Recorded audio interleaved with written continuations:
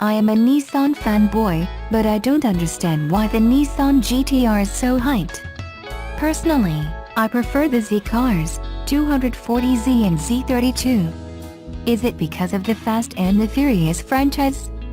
Because I see all these GT-Rs that are 500 plus bhp and honestly, no one needs that much power, asked one Nissan fan today on Reddit, generating these interesting responses from fellow GT-R fans. User Spoojato18 agrees that the Nissan GT-R is overrated, but brings 5 reasons why the car is popular among many drivers. The GT-R lineage dates back to the 60s, and it was more or less a sporty rear-wheel drive car that led Datsun to the right formula required for an affordable, fuel-efficient and reliable fun car. In the late 80s, as all-wheel drive cars started to get more refined, the R32 model had acquired this, coupled with the famous RB25, followed by the RB26. Both engines are very tune-happy, superbly reliable for the power they handle, and the sound. The RB engine was designed more or less as a racing project, and for these reasons, combined with a large history of winning races, it was underclassed in. Fun fact: Nissan was banned from using the R32 for a couple years due to the technological advancements not yet acquired by other manufacturers, and they ended up detuning the racing engines, but still went often. It is an overrated car, no doubt, but it has strong roots. There are some factors other than the history that make these cars popular. The importation laws require the said car to be 10 to 15 years old depending on location. The R32-34 are all able to be shipped over now. 1. A huge aftermarket for every aspect of the car. 2. The overall style and design of the car is reminiscent of the racing heritage that Nissan held over the years. 3. It's featured in almost every single licensed racing game made since the mid-90s, with titles like Gran Turismo, Forza, Grid, etc. 4. What's not to like about a car that can easily make power and handle it safely? I do agree that not everyone needs 500 horsepower, but some people do use it. This vehicle is designed to compete with cars worth twice as much, as it always has been with the GT-R. Since this is Nissan's halo car, you could argue it is getting dated now, as Chrysler has the 700 horsepower Hellcat amongst other companies offering large power. I own a 90S 13240SX, and before that I had an 04 Frontier and 08 Frontier respectively. Always wanted an R chassis myself, but yes, I do agree it has gotten a little out of hand, in terms of the hype. No one needs that much power. User K31 Advice 96 comments that nobody needs that much power is always a terrible argument without qualification.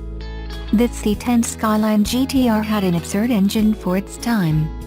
It sounds like nothing special now, but keep in mind that at the time the Corvette in 1970 had maybe 64 horsepower per liter, while the S20 engine pumped out 80 horsepower per liter. It was like the Honda F20C with how much power it extracted out of a tiny displacement. The engine was basically straight out of an R380 race car that competed directly with the very best of Porsche, and then they dropped it in a Skyline and took it racing. That car was the C10 Skyline GT-R, and it completely dominated Japan's touring car racing. And then Nissan produced a homologated version for mass production. Touring car racing at the time was not some absurd thing that had no bearing on the actual car, so you can see how GT-R fans became a thing there. The next generation that really left an impression was the R32 GT-R. Again, the story was very much the same. The RB26 DETT was purpose-built for racing, the 2.6L displacement specifically chosen to give it the best chance of beating the competition. The R32 GT-R dominated touring car racing, and the production model version was almost the exact same thing with some extra luxuries. If you decided to build the engine without regard for emissions or everyday drivability, it's entirely possible to get up to the 650 horsepower that some other race cars got to. I would say that the R34 GT-R received its reputation because it was the last of the inline-six Skyline GT-Rs and because it was in Fast and the Furious. the R35 received its reputation through Nürburgring lap times. But are these cars overrated? Yes. They are not the fastest, wildest things out there. But there is more to the Nissan GT-R than having that status. As the saying goes, everything has its price, and that includes the 2018 Nissan Altima. Nissan has trimmed last year's 7 model Altima lineup to 5, ditching the base car, as well as, at the other end of the spectrum, the V6-powered 3.5 straight-ins.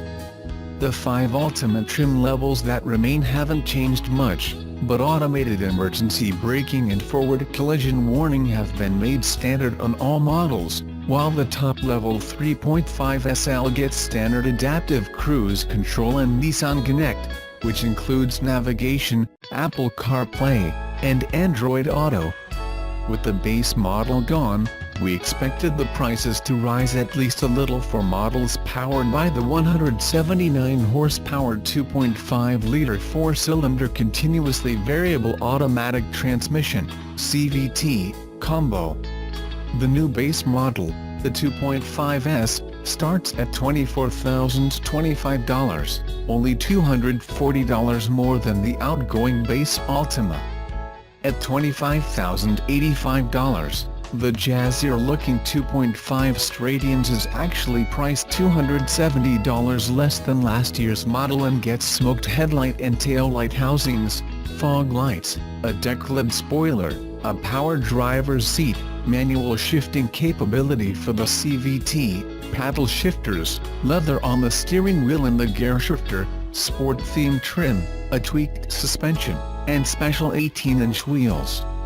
Next up, at $26,670, is the more feature-laden 2.5 SV, which includes adaptive cruise control, blind spot warning, rear cross-traffic alert, Apple CarPlay, and Android Auto.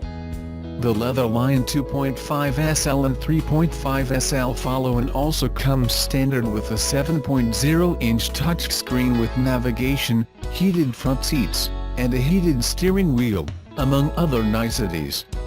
They're priced at $29,880 for the 4-cylinder model and $34,395 for the V6, with the latter representing the greatest price jump at $820 more than the previous version.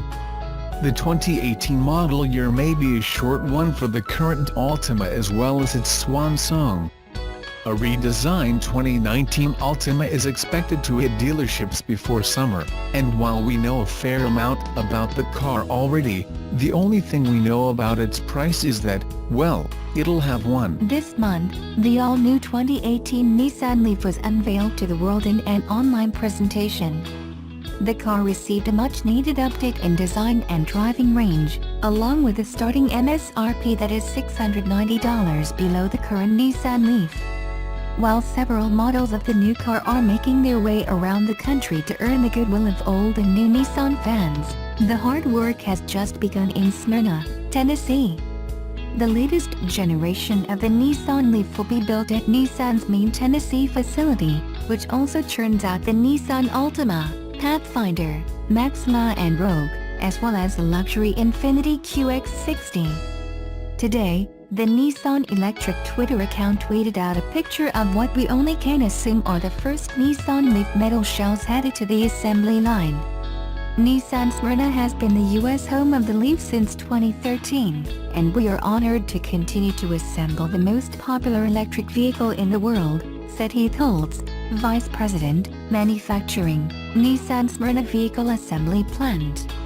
On the exterior, the Nissan Leaf now looks like a member of the Nissan lineup instead of its distant cousin.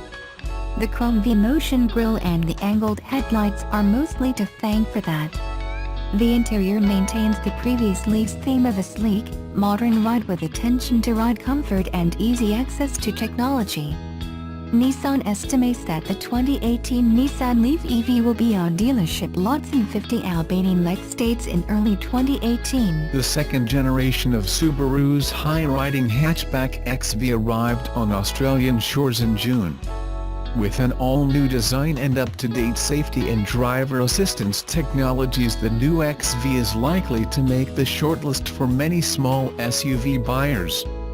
Offered in 4 trim levels, all powered by a single drivetrain, the XV range seems to be more straightforward than others in the segment. Let's take a closer look to see which XV offers the equipment you need. Subaru's XV model range starts with the base level 20i. Next up is the 2.0iL, followed by the 2.0i Premium. At the top of the tree is the best equipped XV, the 2.0iS. At $27,990, excluding on-road costs, the 2.0i entry model features the following standard equipment: 17-inch alloy wheels, 6.5-inch touchscreen infotainment display, Bluetooth hands-free mobile and audio streaming, Apple CarPlay and Android Auto functionality, cruise control, 7 airbags, reversing camera, privacy glass for rear passengers, charcoal/grey cloth interior. Options are limited to exterior colors. There are 9 paints available, a mixture of metallic, mica, pearl and solid. You'll be pleased to hear that they're all available at no extra cost. All models in the XV range have 7 airbags and the usual electronic aids such as anti-lock brakes, stability control, etc. There is also a standard reversing camera to make backing safer and easier. Moving to the 20iL, priced from $30,340, adds Subaru's EyeSight suite of driver assistance technologies. There's adaptive cruise control included, while autonomous emergency braking warns of a possible collision and brakes automatically if the driver doesn't react. In addition, the package also includes lane departure warning, which features a lane keeping assist function too. If you're looking for all the gizmos, go straight to the $35,240 2.0iS. On top of the EyeSight gadgets, the 2.0iS gets Subaru's Vision Assist package, which includes blind spot monitoring, lane change assist and rear cross traffic alert. There's also a reverse automatic braking system, helping you to avoid backing into anything solid, and headlight high beams can be controlled automatically.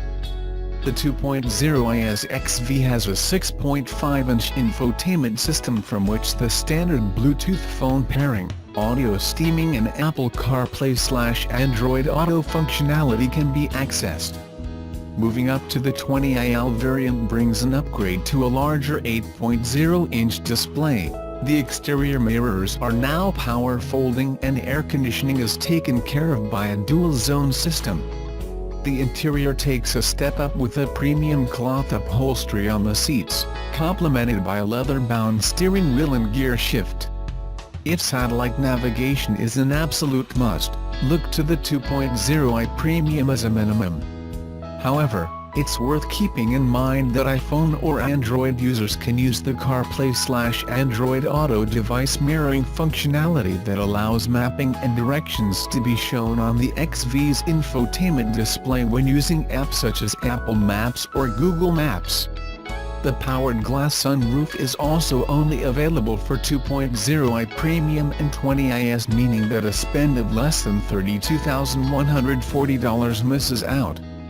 Going straight to the top spec, 20iS also brings self-leveling LED headlights rather than the more conventional halogens of other grades. The lights and windscreen wipers are also fully automatic. More luxurious black leather upholstery is unique to 2.0iS variants too. You'll also get the heating function for both front seats, while the driver scores 8-way electrical adjustment.